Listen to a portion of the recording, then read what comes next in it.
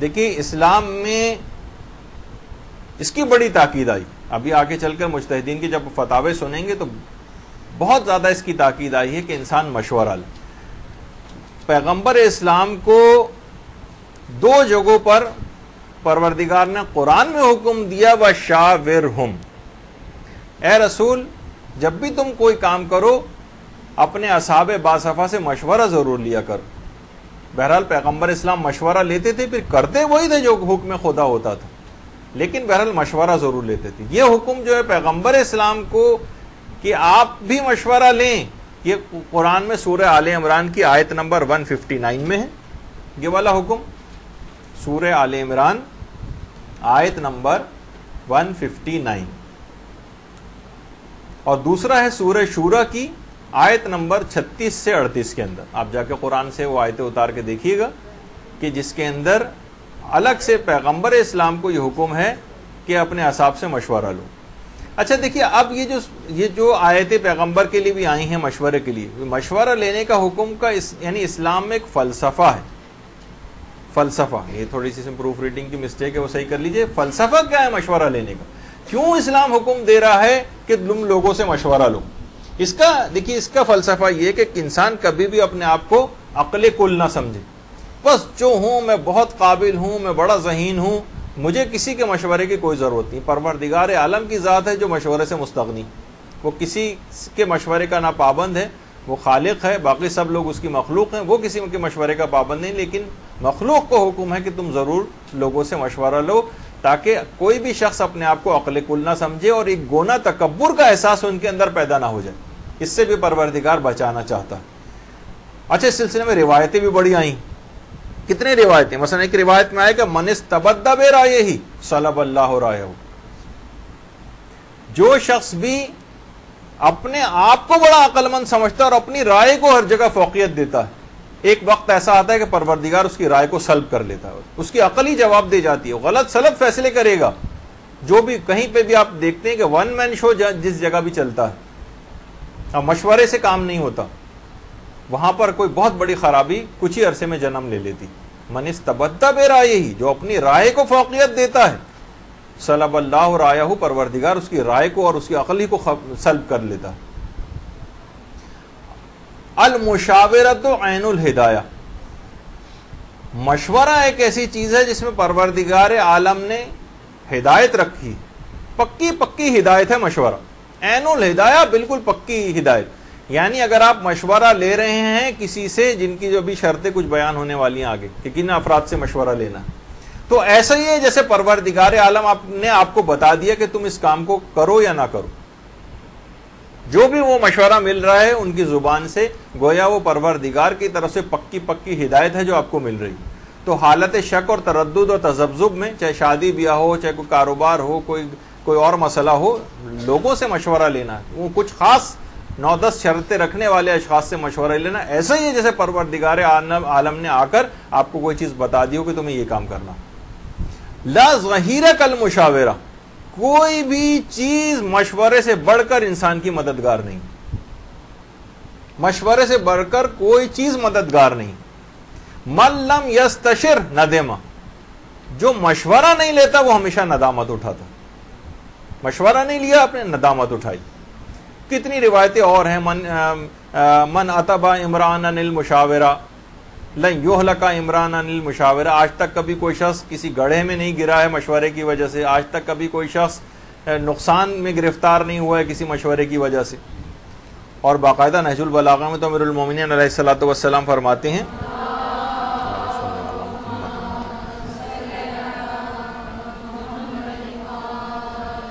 کہ جس کسی شخص نے بھی عادت یہ بنا لی کہ وہ مختلف لوگوں کی رائے اور مشوروں کو جمع کرتا ہے تو وہ واقف ہو جائے گا کہ کہاں کہاں خطا اور غلطی کا امکان ہے، پتہ چل جائے گا اس کو رائے اور مشورہ.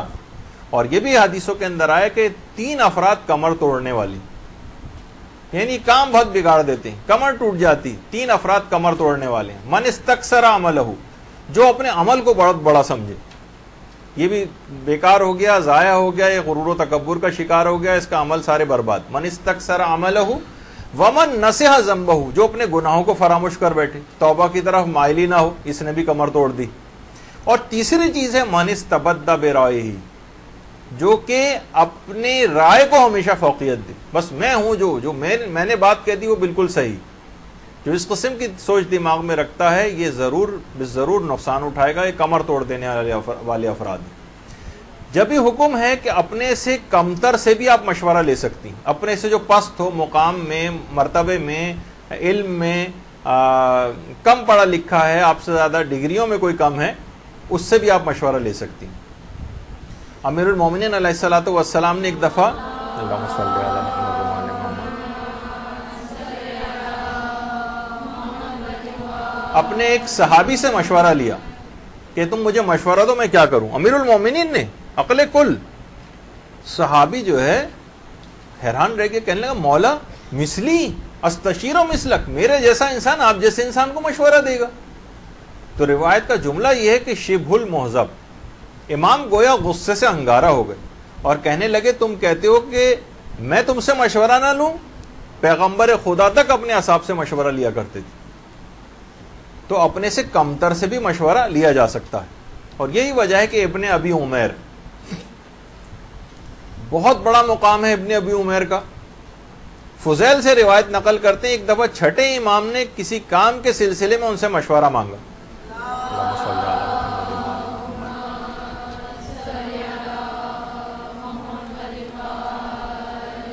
کہا مولا میں آپ کو مشورہ دوں گا؟ امام نے کہا ہاں جب مانگا جائے. تو دیکھیے امام نے اس میں دو باتیں کہی. ایک تو امام نے پہلی چیز تو یہ کہ اگر مانگا نہ جائے تو ہر جگہ ٹانگ اڑانے کی ضرورت نہیں ہے، ہر جگہ جو ہے مشورہ مفت مشورہ دینے کی ضرورت نہیں ہے. آپ سے نہیں مشورہ مانگا گیا تو آپ نہ دیجیے، سوائے اس کے کوئی بہت بڑا نقصان آپ دیکھ رہی ہوں، مشورہ نہیں دوں گی تو بہت بڑا نقصان ہو جائے گا. امام نے روک دیا. سب سے پہلی تو چیز یہ ہے کہ امام نے فرمایا کہ ہاں جب مانگا جائے، یعنی نہیں مانگا جائے تو ٹانگ اڑانے کی ضرورت نہیں. تو دیکھیے اس میں ایک یہی بات ہے کہ بہت سارے افراد ہیں کہ ہر معاملے میں ٹانگ اڑاتے ہیں، شادی بیاہ میں بھی ٹانگ اڑاتے ہیں، اور بہت سے تو ایسے ہیں جو ضمناً بیچ میں بات آ گئی، اتنی موضوع سے متعلق تو نہیں ہے. ایک کیٹیگری افراد کی وہ ہے کہ جب دوسروں کی خوشیوں کا وقت آتا ہے تو یہ لوگ منہ پھلا کے بیٹھتے ہیں. شادی ہو رہی کسی گھر میں، اب وہ کہہ رہے ہیں فلاں نے مجھ کو یوں نہیں بلایا تھا اور انہوں نے مجھے خط نہیں لکھا تھا اور انہوں نے ہم سے مشورہ کیوں اس سلسلے میں نہیں کیا تھا، اور منہ بھلا کے بیٹھے ہوئے ہیں. وہاں ان کے گھروں میں خوشیاں ہو رہی ہیں اور یہ ان کی خوشیوں میں جو ہے نا رنگ میں بھنگ ڈالتے ہیں. بہت سارے افراد اس طرح سے ہر شادی بیاہ کے معاملات میں کچھ منہ پھلائے ہوئے رشتہ دار جو ہیں اس موقع پر موجود ہو جاتے ہیں. تو بہرحال اس طرح کی چیزیں جو ہیں یہ بہت ہی، کسی کے گھر میں خوشی ہے ان کو آدمی کرکرا کر رہا ہے، وہ لوگ بھی بیچارے جو ہے وہ پریشان ہو رہے ہیں. تو ایک تو اس کے اندر یہ کہ ہر چیز میں ٹانگ نہ اڑائی جائے، اور دوسرا ہے کہ اس کا پیغام کہ ہاں اپنے سے پست آدمی سے بھی مشورہ مانگا جا سکتا ہے جو ہم سے مقام اور مرتبے میں کم. حسن ابن جہنی یہ بھی ایک راوی ہیں، وہ کہتے ہیں کہ ہم 8ویں امام کی خدمت میں بیٹھے ہوئے تھے کہ امام کی خدمت میں موجود ہونے کے بعد 8ویں امام کے پاس 7ویں امام کا تذکرہ ہونے لگا. تو 8ویں امام نے فرمایا کہ میرے بابا کی عقل، یعنی 7ویں امام کی عقل ایسی تھی، فرماتے میرے بابا کی عقل ایسی تھی کہ ان عقلہ لا یوازن بہ العقول، کسی انسان کی عقل سے میری بابا کی عقل کا موازنہ نہیں کیا جا سکتا. 8ویں امام 7ویں امام کے متعلق کہہ رہے ہیں. لیکن ہم نے پھر بھی یہ دیکھا کہ 7ویں امام اپنے اصحاب سے مشورہ لیا کرتے تھے. تو جب پوچھا گیا کہ مولا، یعنی جو عقل کل ہو کہ کسی انسان کی عقل سے اس کا موازنہ نہیں ہو سکتا، اور امام اپنے حبشی غلام سے مشورہ لے رہے ہیں. پوچھا جاتا تھا مولا ایسا کیوں کر رہے ہیں؟ امام فرماتے تھے فتح اللہ علی لسانی، تمہیں کیا پتا، ہو سکتا ہے کہ پروردگار میری ہدایت کا سامان اس غلام کی زبان پر ہی جاری فرما دے. جب بھی آپ کسی سے مشورہ لیتی ہیں نا، ابھی جیسے میں نے پہلے عرض کیا، تو آپ جو مشورہ لیں گی پھر یہ منہ سے جو بات نکالے گا مشورے کے طور پر، یہ پروردگار ہدایت کا سامان ہے جو اس کی زبان پہ جاری کر رہا ہے. یہ بہت بڑی بات ہے. تو بہرحال یہی وجہ ہے کہ نادر شاہ درانی، آپ کو پتا ہے نا نادر شاہ درانی ایک چرواہا تھا، ایک گڈریا تھا. اتفاقات زمانہ کے تحت اس کے ہاتھ میں حکومت آ گئی تھی، بادشاہ بن کے بیٹھ گیا. بہرحال اب اس زمانے میں حضرت امیر المومنین علیہ الصلوۃ والسلام کے روضے پر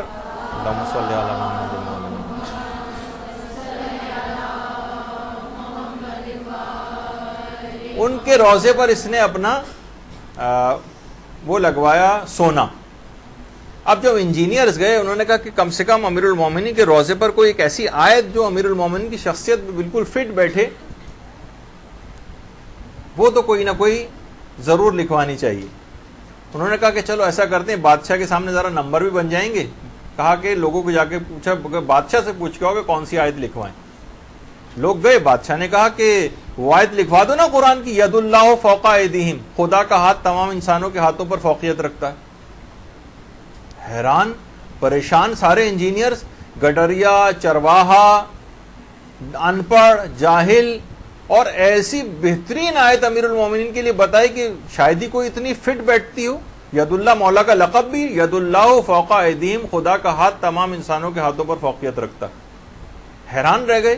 کہا کہ بھائی دوبارہ پوچھ کر آؤ بادشاہ سے. دوبارہ گئے سب لوگ, کہا کہ کوئی آیت بتائیے. کہنے لگا کہ میں نے تو آج تک کبھی قرآن نہیں پڑھا, جاؤ جا کے کسی عالم سے جا کر پوچھو. یعنی خدا نے اس کی زبان پر وہ چیز جاری کر دی. دیکھیے مقام مشورہ کے اندر بعض اوقات ایسی چیزیں ہو جاتی ہیں کہ مشورہ اتنی اہم چیز ہے کہ زیادہ تر حالات میں استخارے پر مقدم ہے. میں بھی آگے چل کر اس کی تفصیل بتانے والا ہوں آپ کو علماء اور مراجع کی طرف سے. تو بہرحال یہ ایک ایسی چیز ہے کہ خدا اس کی زبان پر بھی یہ چیز جاری کر سکتا. ایک بات اور کہ جب کبھی آپ سے کبھی مشورہ مانگا جائے, کیونکہ لوگ آپ ہی تو ضروری نہیں ہر ایک سے مانگے, آپ سے بھی لوگ مشورہ مانگ سکتے ہیں, تو ہمیشہ بالکل صحیح مشورہ دینا ہے. کوئی اپنے مفادات کو نہیں دیکھنا ہے, آپ نے کوئی اپنا کوئی ذاتی فائدہ نہیں دیکھنا ہے کہ اپنا فائدہ والا مشورہ آپ ان کو دیں. صحیح مشورہ دینا ہے. جب یہ روایتوں میں آیا کہ المستشار مؤتمن, جو جس سے مشورہ مانگا جاتا ہے وہ امین بن جاتا ہے. اب اگر اس نے مشورے کے اندر کوئی گڑبڑ کی تو اب یہ خیانت کا مرتکب ہوگا. اس طرح امانت میں کوئی خیانت کی جاتی.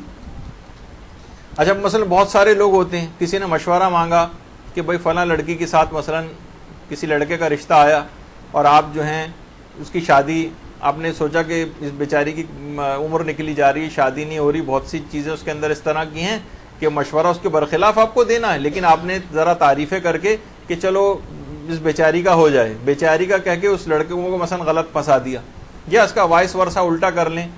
لڑکے کا کوئی مسئلہ ہے, آپ نے جو ہے نا زبردستی کی تعریفیں کر کے اس لڑکی کو وہاں پہ پھنسا دیا.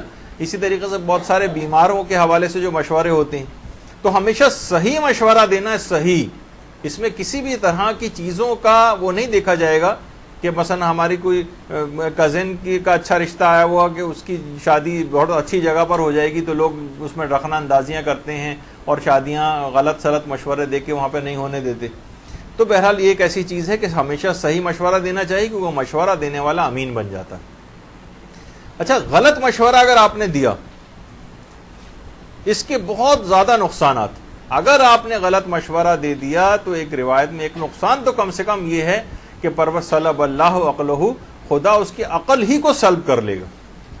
عقل سلب ہو جائے گی اس کی, ایسے غلط فیصلے اپنی زندگی میں کرے گا غلط مشورہ دینے کی وجہ سے.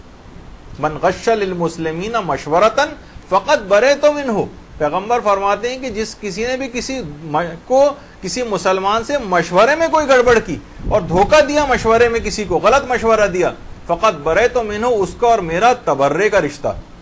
تبرہ جو آپ دشمنان اہل بیت پہ کرتی ہیں, یعنی میرا اور اس کا تبرے کا رشتہ ہے, پیغمبر فرماتے ہیں.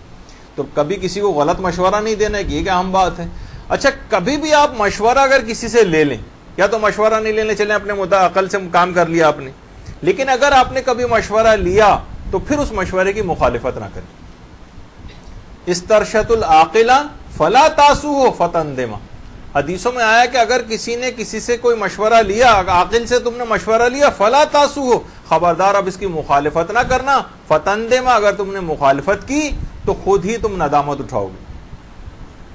تو بہرحال روایتوں میں بھی یہ چیز آئی کہ جب بھی کوئی شخص مشورے کے خلاف کوئی کام کرے اور ہلاکت میں گرفتار ہو جائے, پریشان ہو جائے کیونکہ مشورے کی مخالفت کر لی, تو ہمیشہ اپنے نفس کو ملامت کرے, کسی اور پر اس کی ذمہ داری نہ ڈالے. ہمیشہ اپنے آپ سے کہے کہ میں نے ہی یہ گڑبڑ اور غلطی کی تھی. اچھا اب لوگ جو ہیں مثلا بہت سے لوگ خواتین سے مشورہ لے کر اس کے مخالفت کرتے ہیں, کہتے ہیں دیکھیے روایتوں میں آیا کہ عورت سے مشورہ لو اور اس کی مخالفت کرو. تو یہ تو پچھلی دفعہ بھی بات بیان ہو گئی تھی کہ جو اس قسم کی روایتیں ہیں وہ صرف اور صرف ایک خاص واقعے کے تناظر میں ہیں جب جنگ جمل واقع ہو رہی تھی. اس موقع پر امیر المومنین نے اس عورت کا نام نہیں لیتے تھے, ان کا نام نہیں لیتے تھے عزت و احترام پیغمبر کی وجہ سے, لیکن لوگ سمجھ جاتے تھے کہ کس عورت کی بات ہو رہی, کیونکہ ساری زندگی امیر المومنین نے وہ باتیں نہیں کہیں, وہ صرف آدھے سال کی زندگی میں 62.5 سال کی زندگی کچھ اور تھی, لیکن وہ جو خاص طور پہ عورتوں کی مذمت کی ہے وہ ایک خاص عورت مراد ہوتی تھی. تو بہرحال, اور اسلام میں دیکھیے ویسے بھی کوئی جینڈر, کوئی ڈسکرمنیشن نہیں, جو بھی متقی اور پرہیزگار ہے چاہے مرد ہو عورت, اس کے لیے اسی طرح سے جنت ہے. اس میں مردوں کو کوئی خصوصیت نہیں ہے, ہاں ذمہ داریاں البتہ دونوں کی الگ الگ, ورنہ بہت ساری ایسی چیزیں جس میں حضرت زہرا کو فوقیت ملتی ہے. کتنی حدیثیں ایسی ہیں, یعنی بظاہر لگتا ہے کہ فوقیت ہے, کہ پیغمبر کی وہ حدیث کتنی مشہور ہے کہ اگر میں نہ ہوتا تو پروردگار کائنات کو پیدا نہ کرتا, اور علی نہ ہوتے تو خدا مجھے پیدا نہ کرتا, اور اگر فاطمہ نہ ہوتی تو خدا مجھے اور علی کو پیدا نہ کرتا.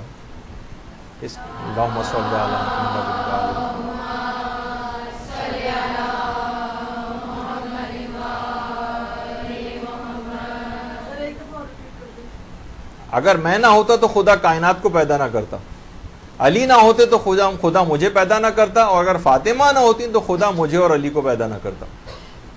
تو اس کا مطلب بہت سے عقائد کے علماء سے سوال کیا جاتا ہے, اس کی تفصیلی جواب ہے بہرحال. تو لوگ یہ سمجھتے ہیں کہ اس سے تو فوقیت حضرت زہرا پیغمبر اسلام اور امیر المومنین پہ بھی ظاہر ہوتی, جبکہ ایسا مسئلہ نہیں, ان سے فوقیت نہیں ہے. تو اس کے الگ جوابات ہیں, اس کا موقع کا اس وقت نہیں ہے کہ اس کا جواب دیا جائے. لیکن بہرحال یہ کہ اس طرح کی چیزیں تو بہت ساری ایسی ہیں. کتنے ہی پیغمبر کی اپنی زندگی میں ایسا ملتا ہے کہ پیغمبر نے عورتوں کے مشورے پر کام کیا ہے. حضرت ام سلمہ کے مشورے پر پیغمبر نے سر کو منڈوایا تھا, جب مسلمان سر منڈوا کر احرام اتارنے کو تیار نہیں ہو رہے تھے, بھی صرف میں نے اشارہ کیا ورنہ ایک تفصیلی واقعہ ہے. سلمان فارسی کی رائے اور مشورے سے خندق پیغمبر اسلام نے جو ہے وہ کھودی تھی, جو کہ ان سے عقل کے اندر کوئی موازنہ ہی نہیں ہے. تو بہرحال مشورہ لے کر انسان مخالفت نہ کرے, یہ ایک چیز ہے, ورنہ وہ نقصان اٹھائے گا. اچھا, اب کن لوگوں سے مشورہ لیں؟ دیکھیے ابھی استخارے کے مرحلے سے بہت پہلے یہ والے مرحلہ ہے جس کے اوپر آپ کو عمل کرنا ہوتا ہے, چاہے شادی بیاہ کا مسئلہ کوئی ہو, کوئی ملازمت و کاروبار کا مسئلہ ہو, یا کوئی اور. مشورہ لیں, لیکن کن لوگوں سے مشورہ لیں؟ دیکھیے, انا لمشاورت حدودھا, مشورے کی کچھ حدود اور قیود ہیں. ایسا نہیں کہ ہر راہ چلتے شخص سے, ہر سہیلی سے, ہر فاسق و فاجر رشتہ دار سے مشورہ نہیں, ایسا نہیں ہے. مشورے کی کچھ حدود ہیں کہ ان لکل استشارہ حدود کانت مضرتها اکثر من منفعتها. حدیث میں آیا کہ بے شک مشورے کی کچھ حدود ہیں, اور اگر تم نے ان حدود کو نہیں پہچانا تو مشورے سے جو نقصان ہے وہ زیادہ ہو جائے گا, فائدہ کم ہو جائے گا. مشورے سے نقصان زیادہ ہو جائے گا, فائدہ کم ہوگا اگر تم نے حدود مشورہ کو نہیں پہچانا. کن افراد سے مشورہ لیں؟ اب روایتوں میں وہ چیز بیان ہوئی. سب سے پہلے تو چیز یہ کہ جس کسی سے بھی مشورہ لیں, جس کسی سے بھی مشورہ لیں, اس کو متقی اور پرہیزگار ہونا چاہیے. متقی اور پرہیزگار. اگر آج وقت بچا کچھ تو اس کے اوپر تفصیل سے ہم گفتگو کریں گے, شاید آخر میں بالکل, لیکن ابھی میں اس کو فی الحال اس کو نہیں لانا چاہ رہا ہوں. تو بہرحال جس سے کسی سے بھی آپ مشورہ لیں اسے متقی اور پرہیزگار ہونا چاہیے. ایک چیز ہو گئی. اس کے بعد یعنی ہر فاسق و فاجر شخص سے مشورہ نہیں لے سکتے, کیونکہ جو شخص اپنے پروردگار سے ہی وفا نہیں کر رہا ہے وہ آپ سے مشورے میں کیا وفا کرے گا.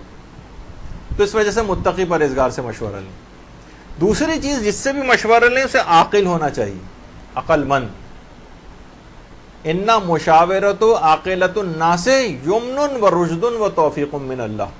کتنی حدیثوں کے اندر بھی آتا ہے کیا کسی عاقل شخص سے مشورہ لینا, یعنی بے وقوف نہ ہو, معاشرے میں بے وقوف اور احمق مشہور ہے, اس سے مشورہ لے رہے ہیں. کسی کی اپنی خود الٹے سیدھے فیصلے کرتا ہے زندگی میں, اس سے مشورہ لے رہے ہیں. نہیں, عاقل شخص سے مشورہ لینا, کیونکہ عاقل شخص سے مشورہ لینا اللہ کی طرف سے ہدایت اور توفیق اور مدد ہے آپ کی. تو ایک تو چیز یہ ہو گئی. اچھا, ضروری نہیں عاقل سے مراد کہ کوئی بہت بڑا پی ایچ ڈی, کوئی بہت بڑا عالم فاضل, بہت اسی سے مشورہ نہیں. معاشرے کے اندر جو جس کی عقل بالکل صحیح ہے, اچھا ہے, دیانتدار آدمی ہے, متقی پرہیزگار ہے, نارمل سے جو افراد ہوتے ہیں ان سے آپ مشورہ لے سکتے ہیں۔ تیسری شرط یہ ہے کہ جس سے بھی آپ مشورہ لیں اس ایک تجربے کار بزرگ ہو تو زیادہ اچھا، بشرطے وہ سب خصوصیات بھی پائی جائیں۔ داڑھی منڈے ہوئے تجربے کار بزرگ نہیں چاہیے اس کے اندر، مثلا یہ کہ جو متقی پرہیزگار بھی ہو، عاقل ہو، تجربے کار بزرگ۔ جب بھی نہج البلاغہ میں امیر المومنین فرماتے تھے نا کہ مجھے تجربے کار بزرگ کی رائے جوان کے جوش و ہمت سے زیادہ پسند، کیونکہ جوان ہر چیز میں، ہر خطرے میں چھلانگ لگانے کو تیار ہوتا ہے، تجربے کار بزرگ ایسا نہیں کرتا، جذبات کی رو میں بہکتا نہیں۔ دیکھیے بہت سی چیزیں ایسی ہیں جب آگے چل کر ہماری جو اگلی نشستیں آنے والی ہیں اس کے اندر ایک پوری گفتگو ہماری تقیے کے عنوان پر ہوگی کہ آج کل کے دور میں اس کی کیا امپورٹنس ہے۔ تو بعض اوقات یہ ہوتا ہے کہ صرف چند ایک نوجوان ایسے شتر بے مہار کی طرح جو آزاد ہوتے ہیں بعض اوقات پوری قوم کو ڈبو دیتے ہیں، ایسی فسادات کی آگ بھڑک جائے گی ان کے دو ایک کام عمل کرنے سے کہ پوری قوم جو ہے ماری جائے گی اس چکر میں۔ تو نوجوان تو ہمیشہ خطرات کے اندر چھلانگ لگانے کو تیار رہتے ہیں، جب ہی کہا امیر المومنین نے کہ تجربے کار بزرگ کی رائے جوان کے جوش و ہمت سے زیادہ پسند۔ اچھا، اسی طریقے سے اس کے بعد پیغمبر نے 3 کیٹیگریز افراد کی بتائیں، خبردار ان سے مشورہ نہ لینا، بزدل سے مشورہ نہ لینا، کنجوس سے مشورہ نہ لینا، اور حریص سے مشورہ نہ لینا۔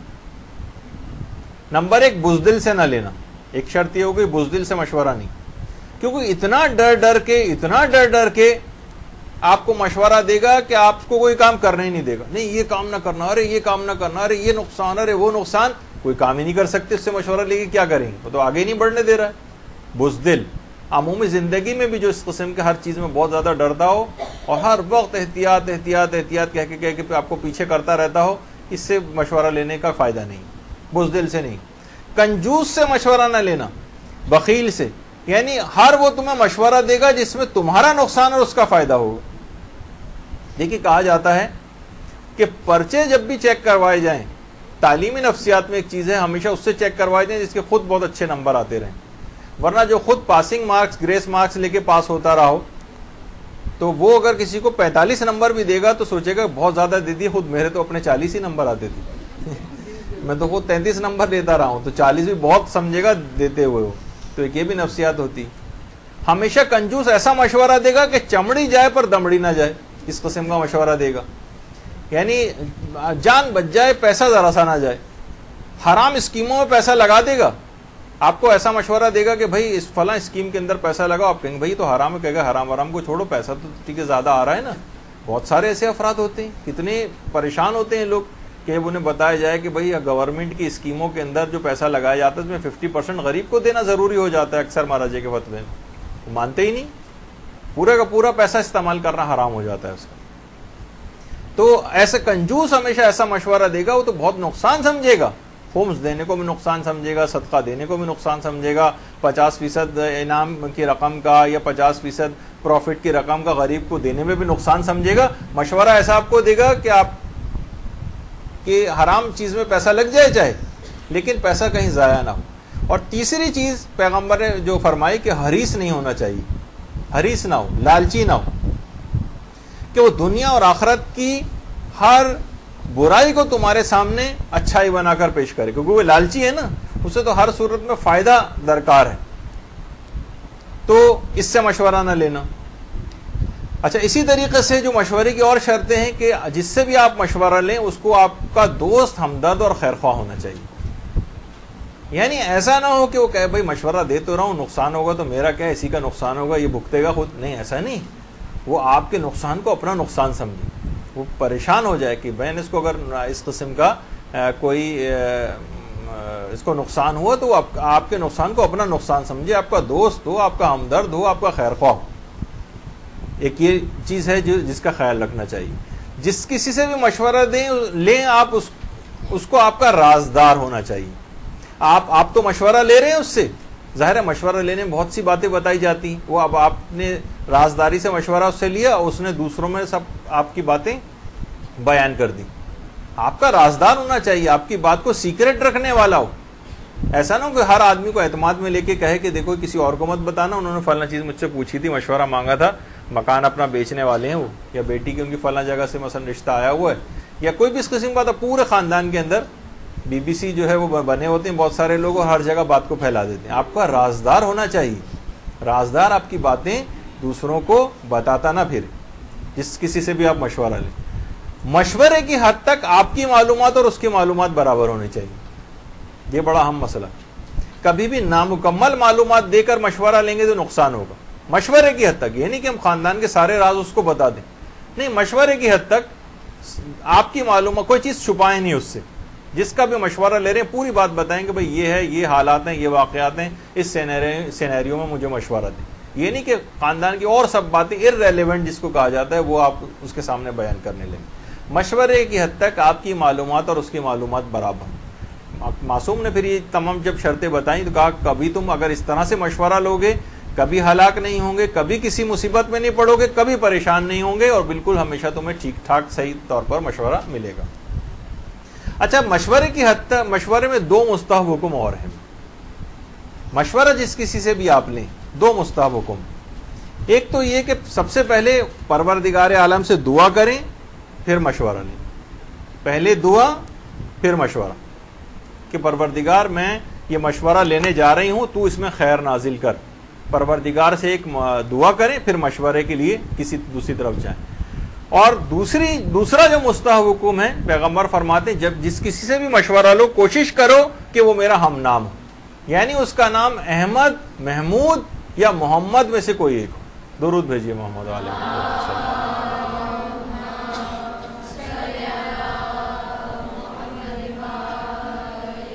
یعنی دوسرے الفاظ میں یہ تمام شرطیں رکھنے والے شخص میں ایک ایڈٹ بات یہ اگر ہو جائے کہ پیغمبر کا ہم نام ہو تو ہمیشہ اچھا مشورہ ملے گا.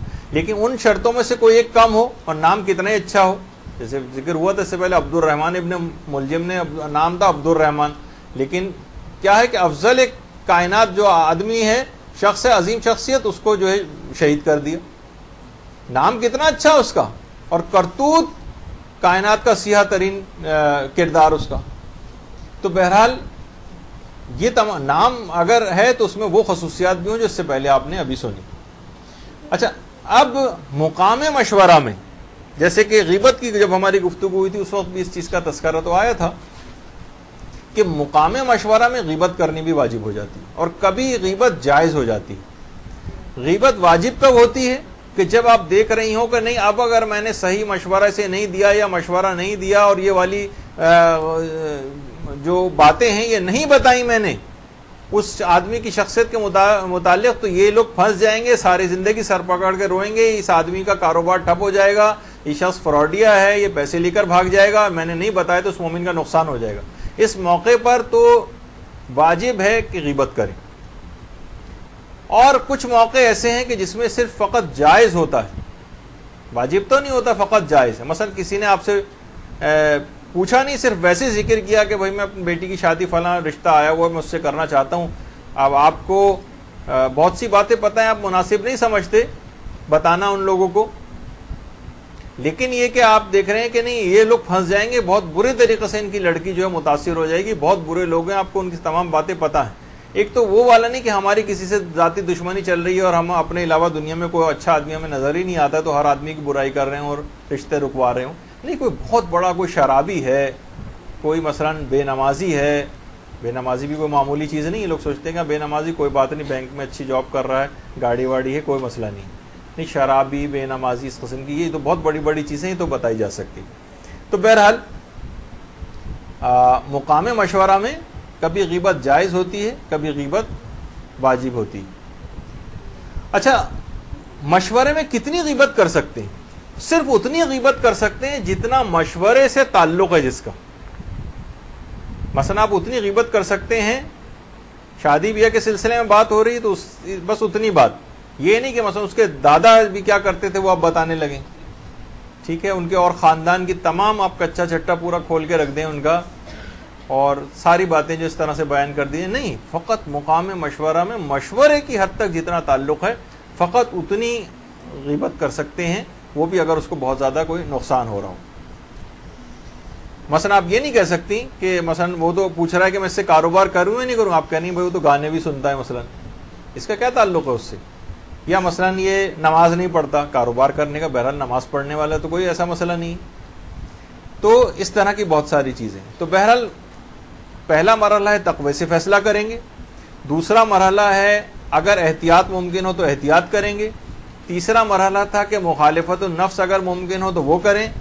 اگر ہم مخالفت النفس نہیں کر سکتے, ہمیں پتہ ہی نہیں کہ کس طرح سے اس بات کو استعمال کیا جاتا ہے, تو پھر چوتھا مرحلہ اہم ترین تھا کہ استشارہ کریں. استشارہ, مشورہ لیں. اچھا, مشورے کے اندر کیا یہ ضروری ہے کہ ان شرائط کے حامل فقط ایک آدمی سے مشورہ لیا جائے یا متعدد افراد سے بھی لے سکتے ہیں؟ جواب ہے متعدد افراد سے بھی لے سکتے ہیں, بہت سارے افراد سے لے سکتے ہیں, لیکن وہ سب شرطیں ہونی چاہیے جو بھی آپ نے سنی. یعنی کچھ میں اگر کچھ شرطیں کم ہوں, مثلا متقی پرہیزگار ہے, سب کچھ ہے, لیکن آپ کا رازدار نہیں, عاقل ہے, ٹھیک ہے, اور آپ کا دوست ہمدرد اور خیرخواہ ہے, لیکن کوئی اور شرط اس کے اندر کم ہے مثلا, تو شرطیں اگر کچھ افراد جس میں ساری شرطیں پائی جا رہی ہیں اور کچھ میں کم ہیں, تو پھر تو یقیناً ان افراد کی بات مقدم ہوگی جن میں ساری شرطیں. لیکن اگر اتنی شرائط کے حامل کئی افراد ہیں تو آپ کئی افراد سے بھی مشورہ لے سکتی ہیں. ہاں, اچھا, کئی افراد سے مشورہ لیں تو کیا ان سب شرائط کے حامل افراد کا ایک ہی آپ کو مشورہ دیں گے؟ نہیں, ان کی رائے مختلف ہو سکتی ہیں.